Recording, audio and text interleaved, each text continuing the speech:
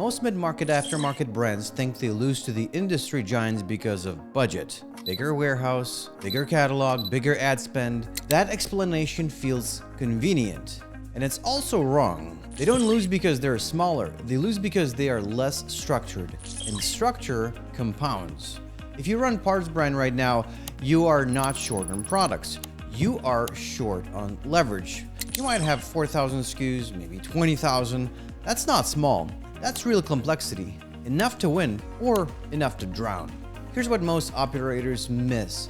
In the aftermarket, trust is mechanical. If the fitment is wrong, trust collapses.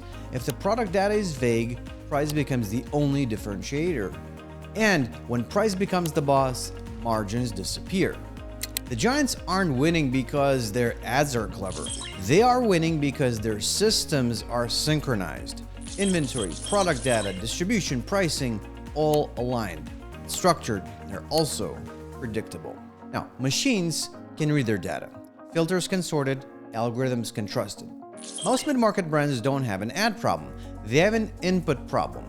Their catalog is treated like content instead of infrastructure.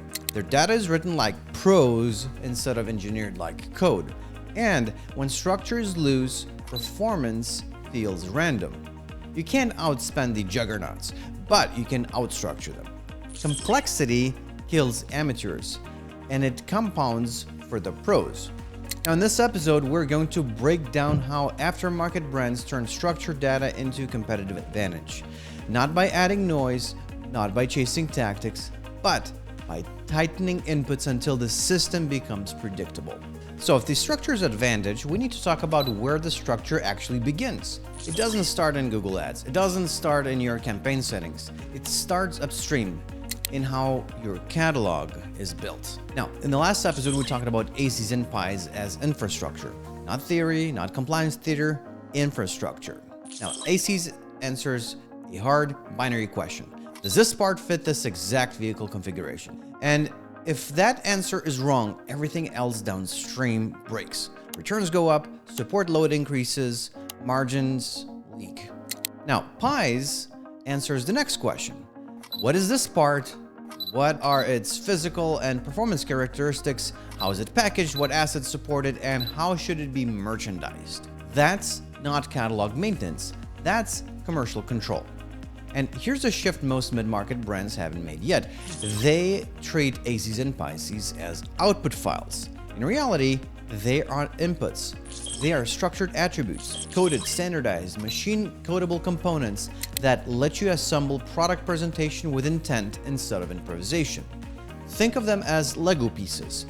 Now, wheel listings don't behave like intercoolers. Intercoolers don't behave like interior accessories. And if you try to write every title manually, you create inconsistency. And inconsistency suppresses signal, and suppressed signals cap performance. But if your attributes are clean, brand code, part type, fitment hierarchy, material, size, finish, performance rating, you don't, quote unquote, write titles, you assemble them. Brand plus diameter plus width plus offset plus bolt pattern plus finish plus fitment. That's not copywriting, that's rule-based construction. This is where mid-market brands quietly separate themselves from the juggernauts. Rule-based optimization still matters a lot. And AI can accelerate work, but it cannot define the structure for you. If your wheel data, intercooler specs, or interior accessory attributes are inconsistent, automation just scales the inconsistency. When ACs is stable, fitment is predictable. When PI's attributes are standardized, products become filterable, comparable, and machine readable. That's when rules become powerful. You can define a different title templates by category. You can construct descriptions dynamically from performance attributes. You can segment based on structured fields instead of gut feel. You can enforce consistency across 4,000 or 20,000 SKUs without hiring 5 more people. And that's the real unlock. Structure removes interpretation. Interpretation is where the margin leaks. Most teams try to optimize downstream. Better bidding, better creatives, better campaign structure.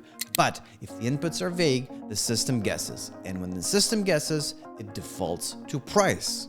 Structure attributes prevent that. They give the machine clarity, and clarity compounds. Once your catalog is built from Lego pieces instead of pros, you stop reacting, you start orchestrating. If this episode changed how you think about competing as a mid-market brand, not with budget but with structure, subscribe. This channel isn't about hacks or ad tricks or chasing whatever feature Google launched last week. It's for operators who want to understand how systems actually behave so performance stops feeling fragile. And if you're running an aftermarket business and complexity starts to feel heavy, drop a comment. Tell me where it breaks. Is it your segmentation? Is it pricing, AI cleanup, margin control? And that's how do we decide what to unpack next. Once the catalog is built from Lego pieces instead of pros, the next question isn't how do we write better titles? It's how do we control distribution? Because structure without segmentation is just organization. It's neat, it's clean, but it's still passive. This is where most mid-market brands stall. They clean up data, they standardize attributes, they align with ACs for fitment precision and pies for product truth. And then they push the entire catalog to shopping and hope the algorithm figures out what matters. Hope is not a strategy, segmentation is. Custom labels are where the structure turns into leverage. They're not cosmetic fields, they're decision flags. They tell the system what you care about. Now, margin tiers, best seller status, new launch, stock level, seasonality, brand priority. Once those labels exist, your catalog stops being flat list of SKUs and becomes a hierarchy of intent. New launch SKUs automatically included in launch campaigns based on feed data. No manual uploads, no forgetting to turn them on. SKUs with fewer than 3 units in stock automatically labeled and excluded, not because they're bad products, but because scaling ads into low inventory is a margin leak waiting to happen. Best sellers moved into campaigns with higher budget thresholds and broader visibility. You don't treat them the same as long-tail SKUs. You reward proven demand. Low margin products moved into restricted bid environments. They're still visible, but only at return thresholds that reflect economic reality. If they can't hit the minimum profitability, they don't get scale. This is not complicated, it's discipline. Here's the case that proves that point. We worked with a 4,000 SKU aftermarket brand doing solid revenue, but they were stuck. Their feed wasn't structured, their campaigns were flat. Budget was evenly distributed. No segmentation, no hierarchy, just one big catalog and a hope that ROAS would behave. We didn't add new creatives. We didn't change the platforms. We rebuilt the feed around rules. Margin-based labels, bestseller segmentation, stock-aware exclusions, and campaigns that aligned with data logic instead of guesswork. Over 12 months, ad spend and revenue scaled by more than 50%. Not because we optimized ads, because the system finally knew which SKUs deserved oxygen. That's the difference. If you're watching this and thinking, okay, we have data, we have campaigns, but we don't have this level of control, that's normal. Most mid-market brands aren't losing because of ads. They're losing because of structure, segmentation, and pricing aren't aligned. That's exactly what Scoop Game Plan is built for. It's not an audit, it's a structured diagnostic. Look at your feed logic, your campaign structure, and your margin reality as one operating system, so you can see where leverage is being left on the table. If you want clarity instead of guesswork, the link is below. Now, here's another one that matters even more. A 20,000 SKU performance part retailer had a low margin brand that looked like dead weight. On paper, it was dragging performance down. The easy decision? Pause it, cut it, protect the blended ROAS. But that brand was bread and butter for the core buyer of that retailer. Killing it would have damaged trust and long-term acquisition. So instead of pausing it, we segmented it. Margin-based labels, custom return thresholds, strict bid caps tied directly to margin tiers. The goal wasn't to make it a hero, the goal was to make it break even. Negative returns moved to break even and retailer maintained presence. They continued acquiring customers at a controlled cost, and they didn't sacrifice brand equity in the process. That's what segmentation gives you, nuance. AC's ensures fitment precision, Pies ensures structured product clarity, but custom labels and rule-based segmentation determine economic behavior. They translate product truth into budget logic. This is how mid-market brands compete against the juggernauts, not with bigger budgets, but with better prioritization. Now, when every SKU is treated equally, the system defaults to what's the easiest to sell.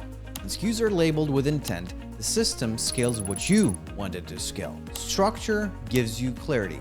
Segmentation gives you control. And control is what turns complexity into a moat. Once the segmentation is in place, once your catalog has hierarchy and intent, the next question shows up fast. Where does AI fit into all of this? Because right now, everyone is being sold the same promise. Turn on AI. Let's optimize your feed. Let's rewrite your titles. Let's scale performance while you sleep. That sounds efficient, but it also sounds dangerous if you don't understand the foundation. AI is not a strategy. AI is acceleration. Now, if your inputs are messy, AI scales mess. If your attributes are incomplete, AI fills in the blanks creatively. And creative blanks in the aftermarket are expensive. Remember what AC's exists to do. It encodes fitment precisely, year, make, model, engine, qualifiers, so machines don't guess. Fitment isn't a suggestion, it's binary. It fits or it doesn't. AI does not get to improvise that layer. Same thing with Pies. Pies structures product truth, attributes, dimensions, materials, packaging, and assets, so systems can reason consistently. If those attributes are wrong, you don't get a clever ad, you get returns, support tickets, and eroded trust. So, here's the correct role of AI in a mid-market aftermarket business. AI categorizes at scale. It can look at your existing descriptions and extract structured attributes. It can normalize messy distributor data. It can rewrite titles using templates you define. It can identify missing fields across 10,000 SKUs in minutes instead of weeks. That's powerful, and that's leverage. But AI hallucinates. It invents. It assumes. And in an industry built on precision, assumption is margin erosion. So the model isn't AI takes over. The model is AI operates inside guardrails. You define the templates, AI fills them. You define the attribute hierarchy, AI maps to it. You define fitment constraints based on AC's logic. AI does not override them. Think of it this way. AI is a junior operator with infinite speed and zero judgment. It can do things in hours what would take your team months. Data cleanup projects that have been sitting on the backlog for years suddenly become realistic. Old catalogs finally get normalized. Missing attributes get flagged, and titles get standardized across thousands of SKUs. That's the unlock. But the strategy still belongs to you. Because automation without segmentation is chaos, and AI without structure is noise. When you combine clean AC's fitment and standardized Pies attributes, margin-based custom labels, and rule-defined templates, AI becomes a force multiplier. It doesn't decide what matters, it executes faster on what you have already decided matters. And this is how mid-market brands compete with industry giants. Not by replacing humans, by elevating them. Let AI handle repetition. Let humans define intent. Structure first, segmentation second, AI third. That order matters. If this way of thinking resonates, structure over noise, economics over ego, we publish Parts and Profits newsletter. It's not marketing hype, it's not growth hacks, it's how mid-market aftermarket brands build moats using data, segmentation, and margin discipline. If you would rather think deeply than scroll endlessly, the link is below. Read it when you have time. Once AI is operating inside guardrails, once segmentation is stable, the next layer of leverage shows up, and it doesn't sit in your ads. It sits upstream, at the product level, at the PIM level, where price is defined before it even touches the feed. And this is where things get uncomfortable, because most mid-market brands still price like it's 2012. Static spreadsheets, quarterly reviews, a quick competitive check when something feels off. That works when you have 200 SKUs, but it collapses when you have 10,000. Dynamic pricing isn't about being the cheapest, it's about being precise. When AC's fitment is accurate, High's attributes are clean, the system understands exactly what the product is and where it belongs. That clarity makes pricing intelligent instead of reactive. Dynamic pricing engines adjust at the SKU level based on region, seasonality, inventory depth, demand velocity, and competitive signals.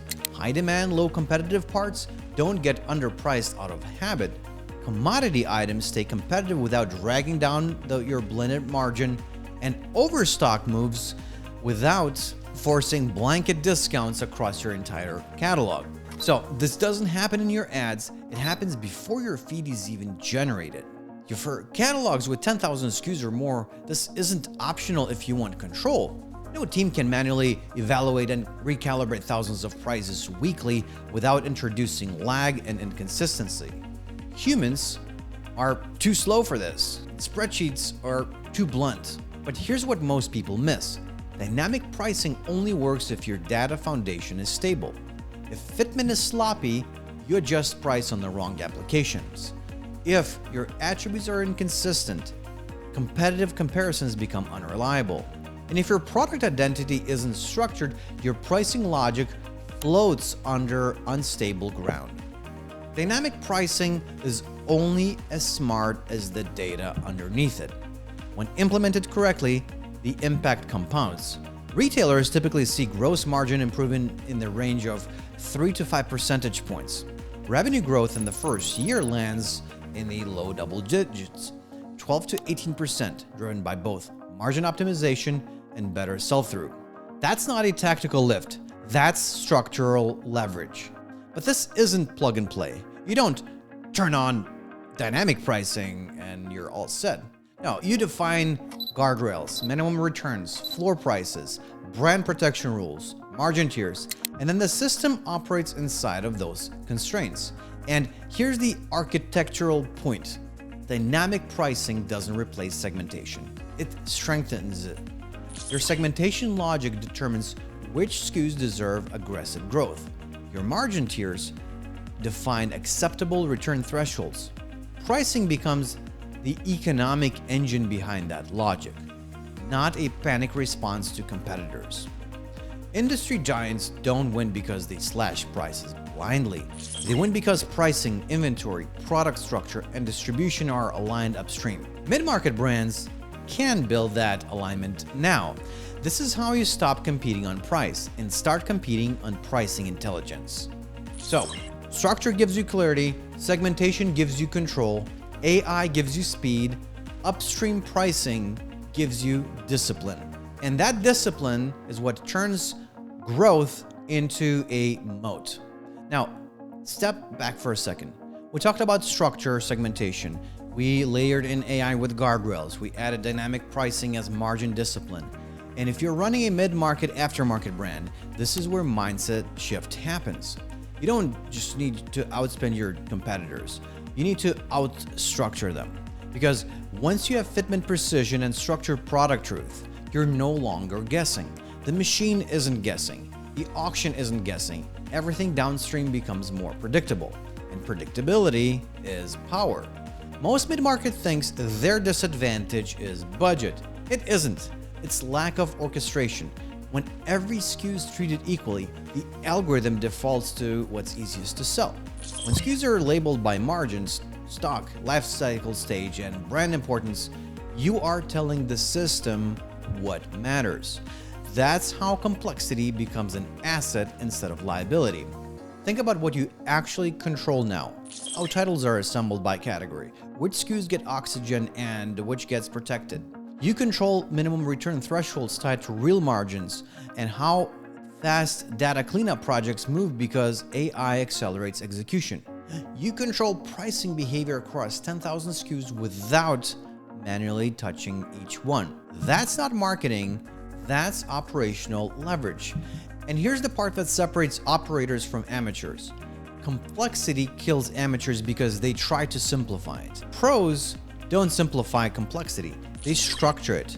They let the structure compound. The industry giants didn't wake up one day with unbeatable budgets. They build synchronized systems. ERP knows inventory reality. PIM knows product truth. ACs encodes fitment logic. PIEs structures attributes. Feeds distribute rules. And campaigns reflect economic intent. And then finally, pricing adapts to demand. That's not magic, that's alignment. Mid-market brands can build the same alignment today. The standards are public, the technology is accessible, the advantage comes from discipline. And when structure compounds, something interesting happens. Your ad performance stabilizes, your margin volatility decreases, your inventory moves with intention, and your team spends less time reacting and more time deciding. And that's the moat. No louder ads, no trend chasing, no chasing whatever platform update came out this week. Structure layered with intent. In a marketplaces where everyone sells the same parts, clarity is leverage. Fitment precision builds trust. Structured attributes build comparability. Segmentation builds control. Automation builds scale. And pricing builds discipline. And the discipline builds a moat. You don't win because you're bigger. You win because your system makes fewer mistakes at scale. That's the shift. And this is where the full arc of the series come together. We started with a pipeline. Most brands didn't even realize it existed. Product data flowing from supplier to store to feed to merchant center to ads. Invisible infrastructure running the entire aftermarket. Then we stripped away the illusion that ads decide performance. They don't. Feeds do. Inputs do. Google reads fields, not intentions. Then we went deeper into the language itself, ACs and PIEs, not as acronyms, but as grammar. That language didn't just clean up catalogs, it made modern aftermarket commerce possible. And now we have landed here, the moat. The structure becomes segmentation. Segmentation becomes automation. Automation becomes pricing discipline. Pricing discipline becomes margin stability. And margin stability becomes scale without chaos. And that's the progression. If you are a mid-market aftermarket brand, this is your window. You don't need to outspend the juggernauts. You don't need a 40-person marketing team. You don't need to chase every new ad feature. You need to treat your catalog like infrastructure. ACs for precision, PIEs for structured clarity, rule-based feed assembly, custom fields tied to margin reality, guardrails around AI, and dynamic pricing with discipline. Because here's the hard truth. In a marketplaces where everyone sells the same parts, sameness is table stakes. Structure is the separator. Brands that win aren't louder. They're clearer. They make fewer errors at scale. They don't ask the machine to guess. They give it precision. Complexity kills amateurs. It compounds for the pros.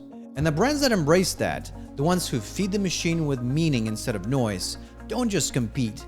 They build leverage that gets harder to catch every year. Structure is strategy. Feed the machine with meaning or be fed to it. And if you want help building this inside your business, not theory, not inspiration, but real implementation, book a discovery call. We work with mid-market aftermarket brands every day. We don't chase trends. We build rule-based systems that let you scale without losing margin control. If you're serious about turning structure into an advantage, the link is in the description. Otherwise, keep watching. Complexity compounds for the pros. I'll see you in the next one.